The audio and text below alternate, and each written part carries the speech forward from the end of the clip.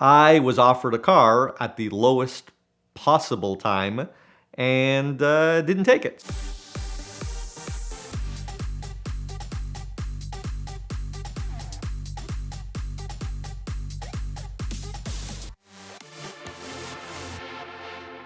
When I was a kid, I fell in love with Lamborghinis from a few photos that my parents had. My dad and his brother owned an auto body shop in Toronto, and in the late 1970s, they got an LP 400 Countach in there. It's the original one without all the flares and everything on it. And I just remember as a kid seeing photos of this car, and I was just captivated by it. It just looks so different.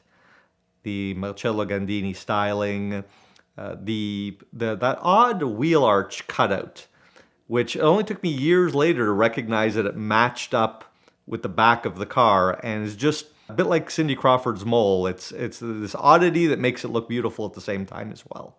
And always fell in love with that car and always kept my eye on it, and it's the one that you kind of always aspired to have. In addition to the photographs, there were stories that came along with the car as well, of when the car came in and what it came in for, and these were very, very different times. In those days, it was a car that needed some paint work. Apparently, I believe someone had pushed down on one of the fenders to see how stiff the suspension was on it, left some dents in it. It was just the local dealer that had the car. It was a year or two old, and they brought it in to have some paint work, repair work done on it. And my uncle actually admitted to me years later that the lure of the car was a little too much for him, and he did take it out for a little spin around the city. Having grown up in modest backgrounds in both Italy and Argentina, it was something that he just couldn't pass up. I don't blame him for giving in to the temptation.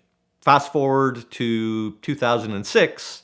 My company had been running for a few years, and I thought about the possibility of maybe getting one of these cars. Had a little bit of money in the bank, and I had looked at these cars, and they had languished around $80,000, $100,000 for decades. I mean, they'd languished there for the better part of 20 years at that price.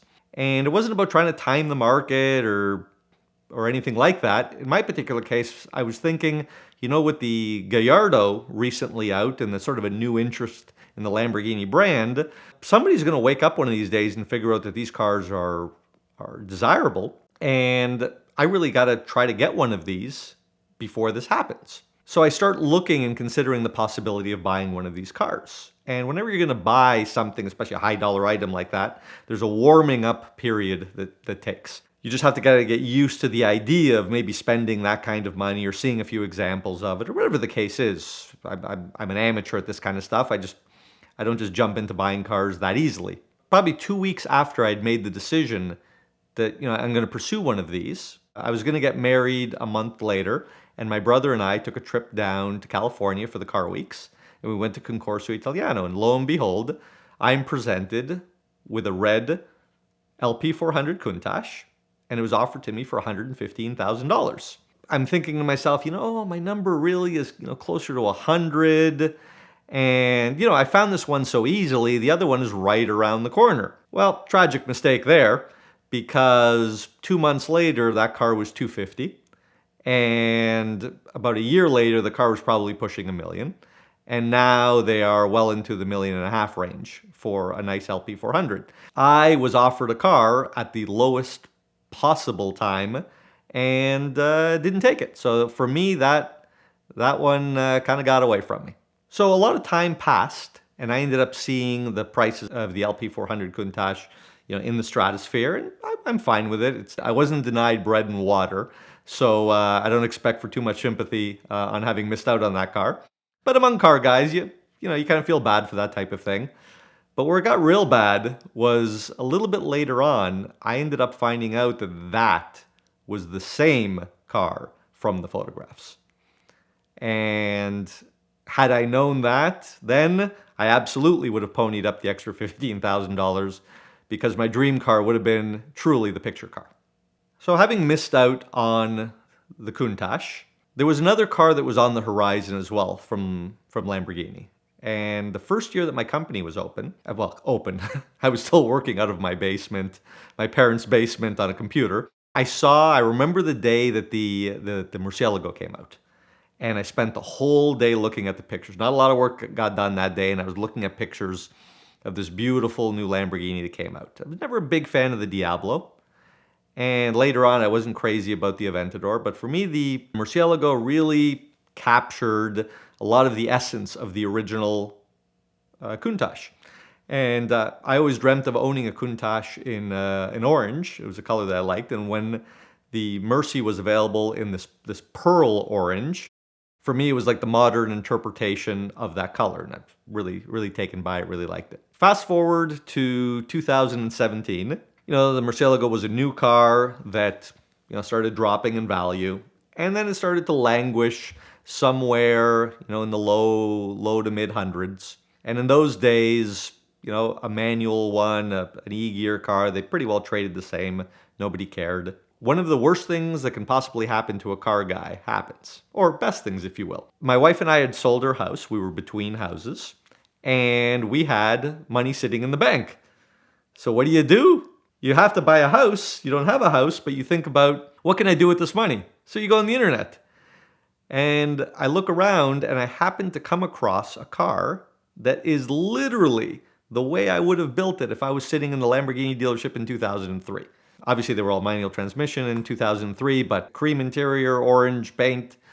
It's exactly the way I would have spec'd it. Naturally, that's one of those poop or get off the pot moments. And I went to my wife and I asked her, do you think it would be a good idea if we bought this car?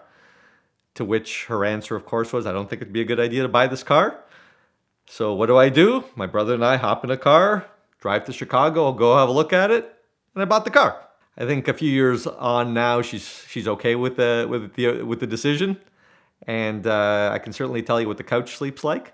So having done the deal on the car, we end up having to have the car shipped to Canada, and the car shipped, and it arrives a few days before Christmas. And roads are dry, they're clean, but there's a snowstorm expected the next day. And as it happens, my father was out of town on a business trip, and he had no idea that I had bought this car. And so I thought, wouldn't it be something if I could somehow surprise him with the purchase of the car? The car arrives, and I call the insurance company up. I get 1 day's worth of insurance on the car. And I get the phone call from him that he's at the airport ready to be picked up. And it was like a scene out of a movie, because it's later in the day, there's gray cloud cover, the snow's coming, and everyone kind of looks miserable and everything kind of looks dirty. And I have this bright orange Lamborghini, and I drive it into the arrivals area of the airport in Toronto. And as I'm pulling up, 2 cars are pulling out. So now it's a completely empty area. It's full of people waiting for their rides. My dad's right in the middle.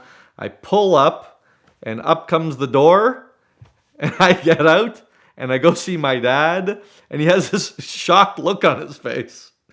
And I said, hey, Dad, what do you think of my new car? And he just got this big grin on his face, was just so proud, and couldn't jump in the car fast enough. So I open up the door for him, he gets in, and we go home, and I show up at the house, and my mom didn't know that I'd bought the car either, so it was lovely. Took a few photos, and then, now the cat's out of the bag that I have this thing, and we take it back to our workshop.